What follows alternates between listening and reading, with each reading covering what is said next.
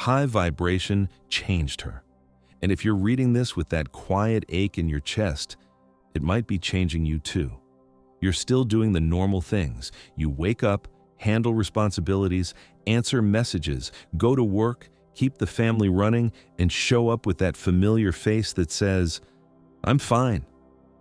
From the outside, nothing looks dramatic. But inside, something feels quietly off. Not a meltdown, not a crisis, just a steady hum you can't ignore anymore. Conversations that used to feel easy now feel like work.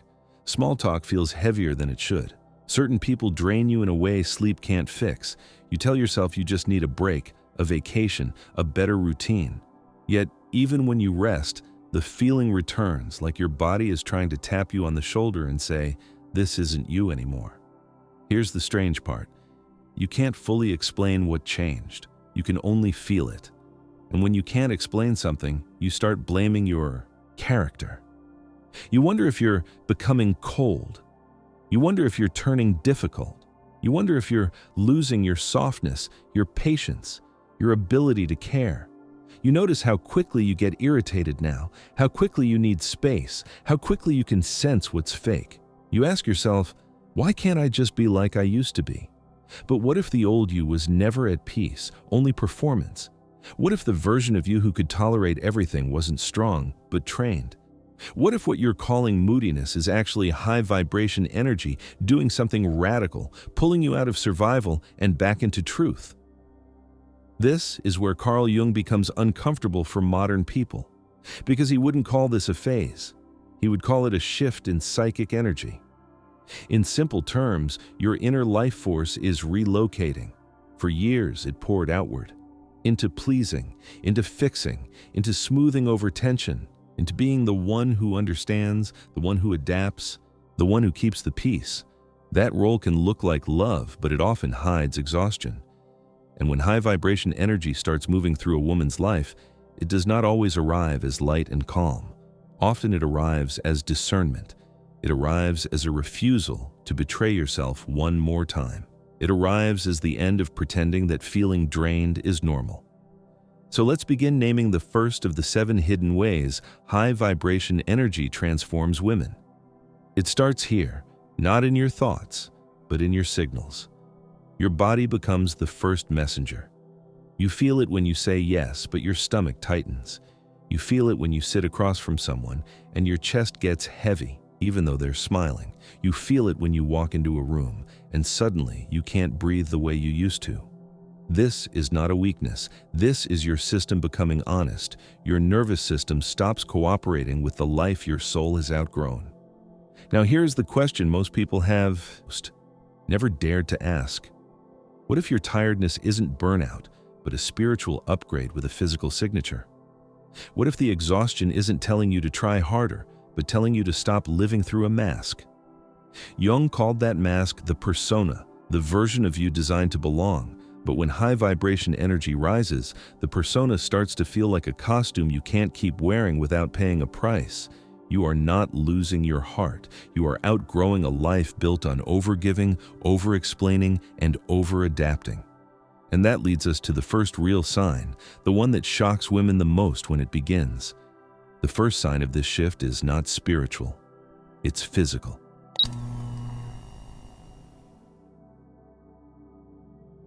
Most women don't notice the shift when it's happening. They just notice their body doing something new. You walk into a meeting and your shoulders creep up like they're bracing for impact. You sit at the dinner table with people you love and suddenly feel far away, as if your spirit slid a few inches back behind glass. A text pops up from someone who always needs something, and your stomach drops before your mind can even form a polite reply. You try to talk yourself out of it. You tell yourself you're being dramatic. You remind yourself to be grateful. You take a deep breath and force a smile. But the sensation stays, stubborn and clear, because your body is no longer negotiating with self-betrayal. This is often the first visible sign of high vibration energy, not as an idea, but as a new level of inner honesty that your nervous system refuses to ignore. Think about the woman who has been the dependable one her whole life, the one who brings the casserole, organizes the Birthdays, remembers the medications, checks on everyone, and keeps the peace. She finally takes one rare night off, shows up to a social gathering, and within minutes, someone starts gossiping, complaining, or dragging her back into old family drama. A wave of fatigue hits her like a wet blanket. Her eyes get heavy. Her chest feels tight. She wants to leave without explanation, not because she's antisocial, but because something inside her is done paying the emotional tax. Or, picture the woman who stays at a job because she's responsible, because the benefits matter, because people count on her. For years, she has tolerated the politics, the forced cheer, the manager who speaks in passive-aggressive code. Then one morning, she notices her hands shaking while she's getting dressed. Sunday night brings a headache like clockwork.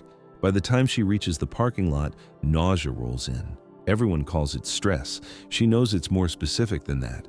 Her body is rejecting a life that requires her to disappear to survive. This is where Jung slides in without turning the moment into a lecture. He would say the psyche is integrating, and the body becomes the messenger that delivers the truth first. When your inner reality and your outer performance have been split for too long, the nervous system starts acting like a referee. It stops letting you override your own signals. It refuses to sign off on the lie. In Jungian terms, you're moving toward wholeness, and high vibration energy is what that feels like in real life. Coherence. The inner world begins demanding that the outer world match it, so the body speaks up. Fatigue shows up in the wrong rooms. Tightness appears before a forced yes. Your stomach turns when you squeeze yourself back into an old role. These symptoms aren't random, and they're not a personality flaw. They're your system waking up to alignment. That's why your decisions can look sudden to everyone else. You quit a job, and people say you snapped, but they never saw you trying to breathe through dread for months. You end a relationship, and people say you're overreacting, but they never lived inside your body each time you had to shrink to be loved. Your body warned you long before your mind could admit the truth. You weren't impulsive. You were finally honest. And once your body says no, the next change shocks everyone. You stop explaining yourself.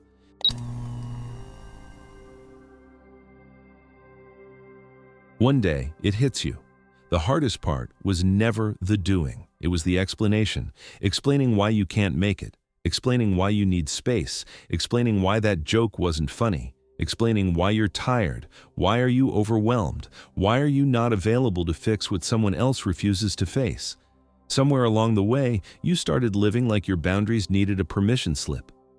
So the change begins quietly, almost invisible. You reply later. You use fewer words. You stop adding extra smiley faces to soften a no. You leave a message on read because you can feel the pull to overfunction, and this time you choose yourself. You share less. You justify less. You stop trying to be the reasonable one when someone has already decided your role. This is what it looks like in real life. Your sister calls and launches into the same loop, the same complaints, the same emotional dumping that always leaves you carrying her mood for the rest of the day. This time you say, "I can't talk right now." And you mean it. No long apology, no careful explanation, just the truth. At work, someone tries to hand you a last-minute crisis like it belongs to you. The old you would have jumped in, not because it was fair, but because you hate disappointing people. Now you pause and say, "I'm not able to take that on." Your voice stays calm, even if your hands still shake, because you're breaking a lifelong habit. At a neighborhood event, someone asks a personal question that feels intrusive. For once, you don't laugh it off. You smile, you redirect. You protect your energy the way you used to protect everyone else's. From the outside, people may call it distance. They'll say you've changed your attitude. They'll label you guarded. Some will even act like you're getting too good for them. But on the inside, it feels like clarity. You're no longer arguing your boundaries like a courtroom case. You're no longer building a presentation to prove your needs are valid. You're no longer auditioning for respect. You move differently because you finally see what explaining used to be. It wasn't communication, it was self-protection. It was the hope that if you found the perfect words, nobody would get mad. Nobody would leave. Nobody would punish you. That belief runs deep, especially in women who learned early that being easy made life safer. And this is where Jung fits without turning your story into a textbook. He called it the persona, the social mask you wear to stay accepted. For many women, that mask is the easy version of you, agreeable, available, emotionally flexible, endlessly patient, the one who smooths everything over so no one has to feel uncomfortable. But as high vibration energy rises, that mask starts to suffocate. It feels like a tight dress you can't breathe in. It costs too much. Your psyche stops paying the bill. This isn't you becoming cold. This is you becoming congruent. Your inner self is no longer willing to be edited for other people's comfort. But your withdrawal is not neutral. When you stop explaining, people reveal what they were really attached to.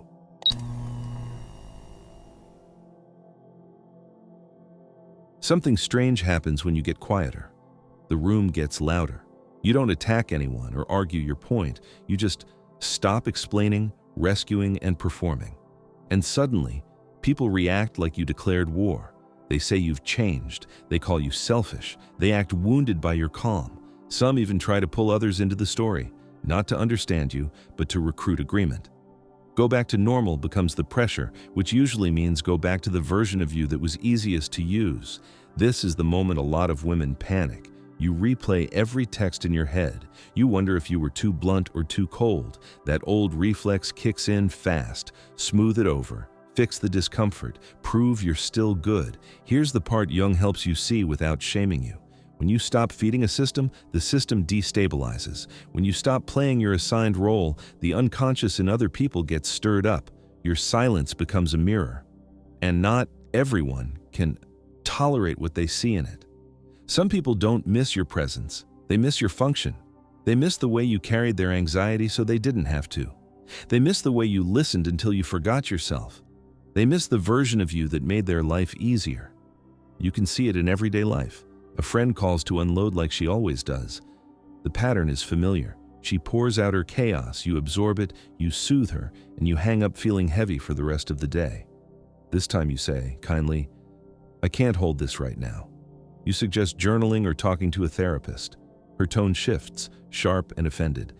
Suddenly, you're cold. Suddenly, you're not the same anymore. The truth is, you're still you, you're just not a sponge.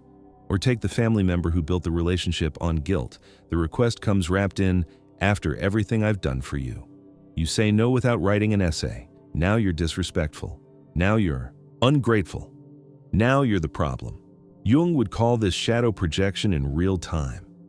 People tend to throw onto others what they can't face in themselves. Your boundary forces them to feel their entitlement, and your calm forces them to notice their chaos. So instead of looking inward, they look for a target. You become the screen they toss their discomfort onto.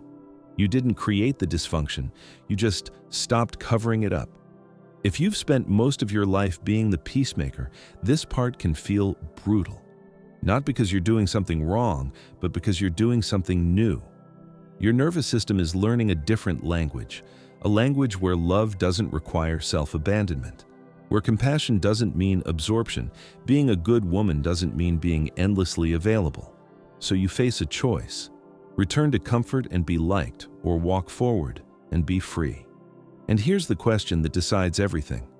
When you set a boundary, are you protecting your peace, or are you still trying to protect other people from feeling it?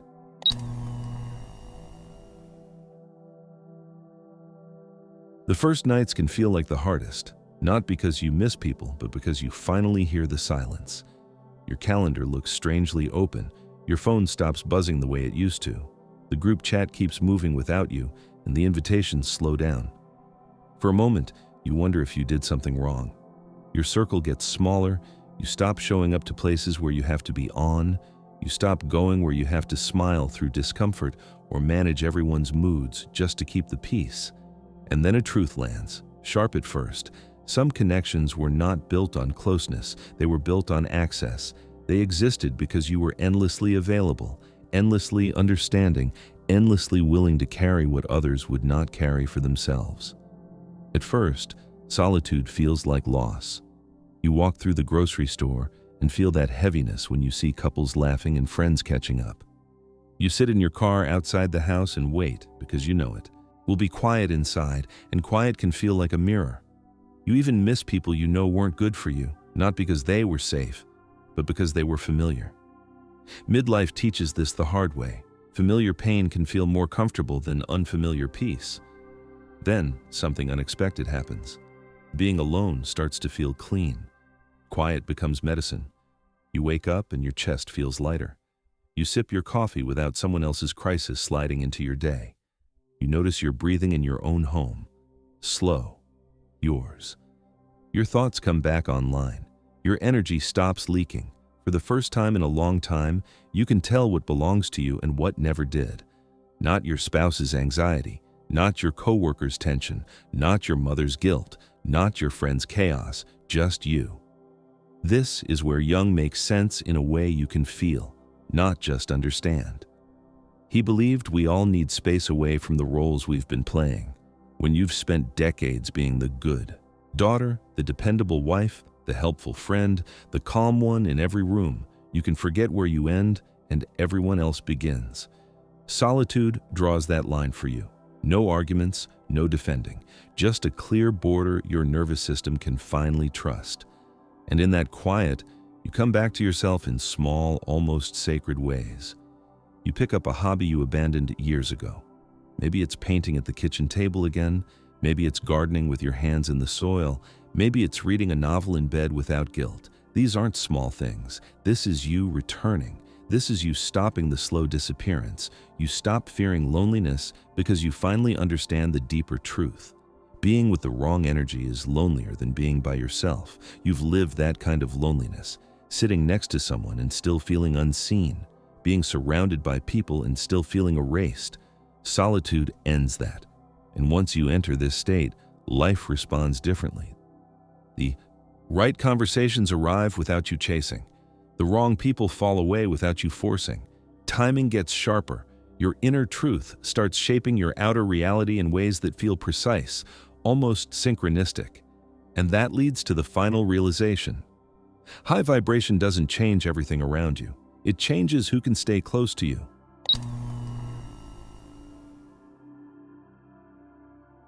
High vibration changes who stays. Most people think high vibration makes you softer, nicer, more universally loved. They imagine you floating through life with endless patience, saying yes with a smile, forgiving everything, and never getting tired. But real high vibration energy does something far less convenient. It makes you real. It makes you selective. It makes you harder to manipulate, not because you grew a hard heart, but because you finally stopped handing your heart to anyone who asked for it. This is why your circle changes. Some people will adjust and rise with you. They will respect your boundaries without taking them personally. They will love you without demanding you disappear, but others will not. They will feel your new calm like a locked door. They will call you distant, selfish, or changed, because what they truly miss is not you. They miss the access they used to have. They miss the version of you who always answered, always explained, always absorbed, always carried the emotional weight so they could stay comfortable. You do not lose your compassion. You lose emotional slavery. You do not lose love. You lose the old contract that said love means self-abandonment. You stop offering your nervous system as a public service. You stop letting guilt run your schedule. You stop shrinking your truth to protect someone else's fragile story about who you should be. That is not coldness. That is integrity. Jung would call this a return to the self. The center inside you that is not performative, not borrowed, not built for approval. When your energy returns to its rightful place, you stop living as an extension of other people's unconscious needs. You stop being the peacekeeper at the cost of your peace. You stop being the emotional translator for people who refuse to do their own inner work. You begin living from your own inner authority, quietly, steadily, without needing to convince anyone. So if your life is shifting right now, do not panic. If your friendships feel thinner, if your family dynamics feel tense, if people react to your silence like it is an insult, do not assume you are doing something wrong. Your system is recalibrating. Your standards are rising. Your boundaries are becoming a form of self-respect you no longer negotiate. Let the changes reveal the truth. Let the exits happen. Let the discomfort teach you who was there for you and who was there for the role you played. And if you feel lonely in the in-between, remember this: the space you have created is not emptiness. It is room. Room for real love. Room for real peace. Room for the version of you who no longer disappears. High vibration did not change your personality overnight. It changed your standards. And the moment that happens, only the real can remain. If this touched something sacred inside you, don't let it fade into silence. Like this video, subscribe, and turn on notifications. Your presence here is not just support, it's resonance. And if you feel moved to give back, your donation becomes a quiet but powerful gesture that helps keep this light alive for others still walking in the dark.